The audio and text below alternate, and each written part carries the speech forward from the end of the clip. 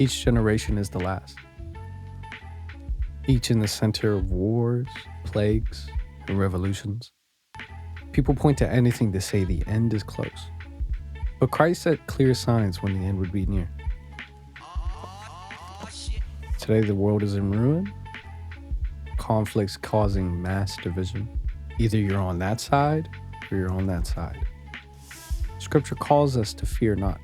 Scripture calls us to be watchful. For the first time in ages, the book of Revelation seems more possible technologically. And I'm not here to tell you the day the world ends. It's only meant to ask if you're paying attention.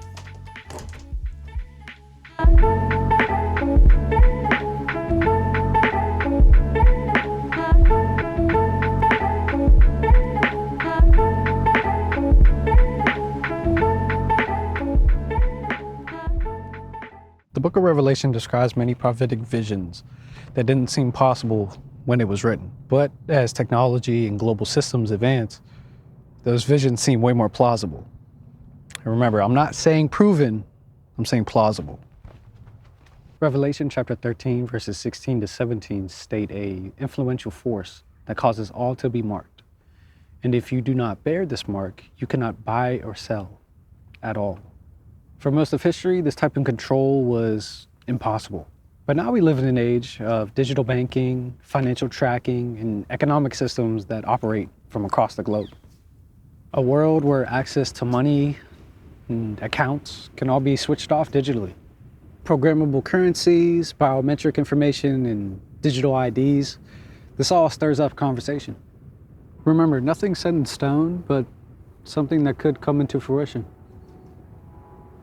Revelation chapter 13, verse 7 talks about an authoritarian influence that will rule over every tribe, nation, and people group.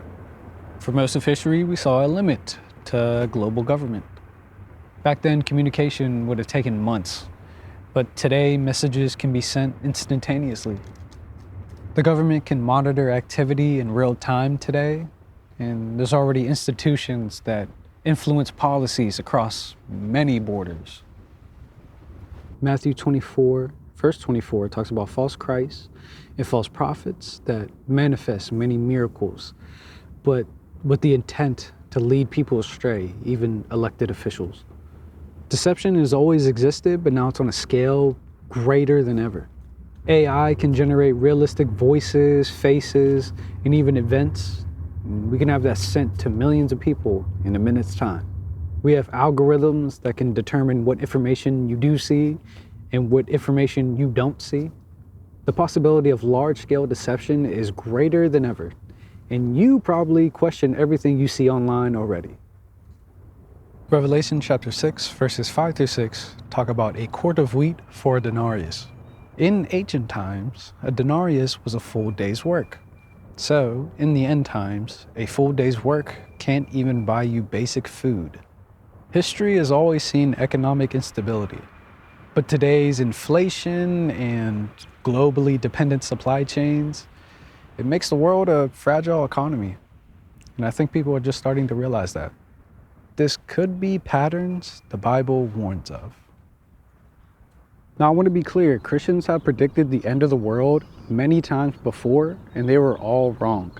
The Roman-Jewish War was not the end. The Black Death was not the end.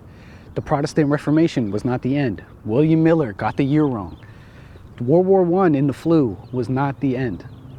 I'm not here to make a prediction. I just want to start a conversation. Matthew 24, verse 36 says, "No one knows the day or the hour." So I'm just calling you to be aware, not to stir up hysteria. If the end of the world was to come tomorrow, the real question is, were you prepared beforehand? Scripture has changed the way I view the world, not with fear, but with awareness. There's always questions that pop into my head about the Gospels. A poor Jewish man with no money, no army, no influence. He has hundreds of dedicated Jews go back on their scripture and start praising a man as God. Starts praising him as God. And he changed history forever. A man executed on a cross. And he is seen again 3 days later. risen from the dead with the same flesh wounds that he had when he died.